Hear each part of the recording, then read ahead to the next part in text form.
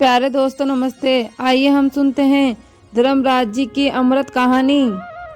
कहानी अच्छी लगे तो कमेंट बॉक्स में कमेंट करके जरूर बताना। प्राचीन समय की बात है। एक ब्राह्मण अपनी पत्नी और अपनी बेटी सुहानी के साथ रहता था। ब्राह्मणी धर्मराज जी की परम भगत थी।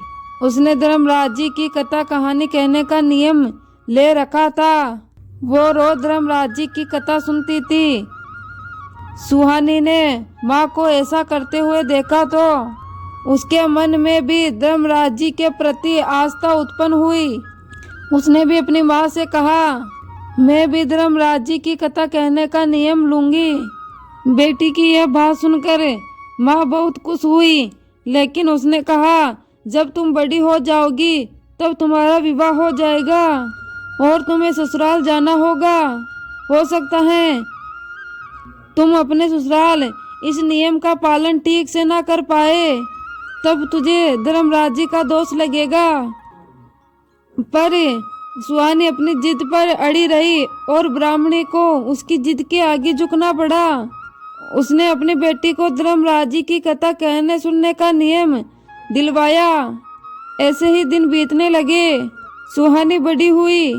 योग्य वर देखकर माता पिता ने उसका विवाह कर दिया। वो विदा होकर ससुराल आ गई।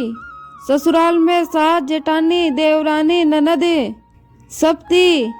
सुहानी ने अपने ससुराल में कुछ महीने तो ठीक से निकाल दिए। धर्मराज जी की कथा कहानी नियम से करती रही, लेकिन एक दिन देवरानी जेठानी से सुहानी की झटपट हो गई और वो लोग उससे नाराज हो गए और धर्मराज जी की कहानी सुनने से इनकार कर दिया।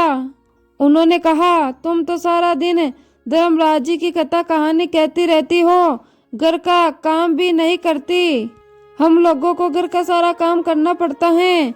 अगले दिन सुहानी नहा धोकर आई और वो सबसे कहती रही, मेरी कहानी सुन लो। मगर सबने उसकी कहानी सुनने से इनकार कर दिया और उल्टे उसी पर इल्जाम लगाने लगे कि घर के काम से बचने के लिए तुम बहाना बनाती हो। उन्होंने उसे घर का काम करने के लिए कहा। लाचार सुहानी घर के काम में हाथ बटाने लगी। इस कारण उसका कथा कहने का नियम पूरा नहीं हो पाया। इसी काम में उसने भोजन भी नहीं किया। 3 दिन बीत गए। भूखी प्यास काम करती रही, पर किसी भी परिवार वालों को उसके प्रति प्रेम भाव प्रकट नहीं हुआ। एक रात जब वो सो रही थी, तब उसके सपने में धर्मराज जी आए। उसने सुहानी से पूछा, तूने अपने नियम का पालन क्यों नहीं किया? सुहानी ने उन्हें सारी बातें बताई। धर्मराज जी ने उसे पूजा घर में जाने को कहा। सुहानी ने वैसा ही किया। पूजा घर ज्यादातर बंद ही रहता था, क्योंकि ससुराल में किसी को पूजा पाठ में रोचक नहीं था। सुहानी ने जब पूजा घर खोला तो वे हैरान हो गई। उसने देखा पीपल, पतवारी, माँ गंगा, माँ यमुना, तुलसी माता और स्वर्ग की सभी देवी देवता वहाँ विराजमान थे। अब सुहानी की प्रसन्नता का ठिकाना नहीं था। उसने सारे देवी देवताओं की पूजा की और फिर नित्य नियम से धर्मराज जी की कथा कही। उसने खुशी खुशी फिर पूजा घर का दरवाजा बंद किया और फिर रसोई में आई। उसने अपने खाने के लिए खाना परोसा तो बर्तनों की आवाज सुनकर देवरानी जेठानियां रसोई में आई तो उन्होंने सुहानी को भोजन करते हुए देखा। वो क्रोध से बोली, तुम्हारे नियम का क्या हुआ? भूख सहन नहीं हुई, जो कथा कहे बिना ही खाना खाने बैठ गई। अब तुम्हारा प्रण कहाँ गया? सुहानी ने सरल मन से जवाब दिया, मैंने मेरी कथा का नियम पूरा कर लिया है, उसके बाद ही मैं भोजन कर रही हूँ। उन लोगों ने कहा, हमने तो तेरी कथा नहीं सुनी, फिर तूने अपना नियम पूरा कैसे कर लिया? सुहानी बोली, सारे देवी देवता पूजा घर में विराजमान हैं।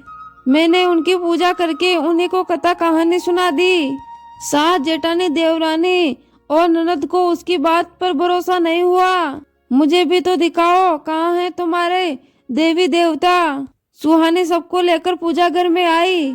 जब उसने द्वार खोला तो वहाँ कोई नहीं था, सभी देवी देवता गायब हो गए थे। तब सुहानी ने आंखें बंद करके धर्मराज जी का ध्यान किया और कहा, यदि मेरी श्रद्धा सच्ची है तो आप सब दर्शन दीजिए, मेरे घर वाले भी आपके दर्शन करना चाहते हैं। उसके इतना कहते ही फिर से सभी देवी देवता वहां प्रकट हो गए। सास, देवरानी, जेठानी या ननद आश्चर्य से चकित हो गए। उन्होंने देवताओं के दर्शन किए और हाथ जोड़कर माफी मांगी। अब सबको धर्मराज जी का चमत्कार का पता लग गया था। सभी धर्मराज जी की कथा कहानी कहने लगे और इसके फलस्वरूप उनका घर सुख समृद्धि से भर गया और मृत्यु के बाद सभी लोग स्वर्गलोक गए। प्यारे दोस्तों, आपको ये कहानी कैसी लगी? कहानी अच्छी लगी हो तो लाइक, शेयर, कमेंट और अपने YouTube चैनल को सब्सक्राइब कर देना। धन्यवाद।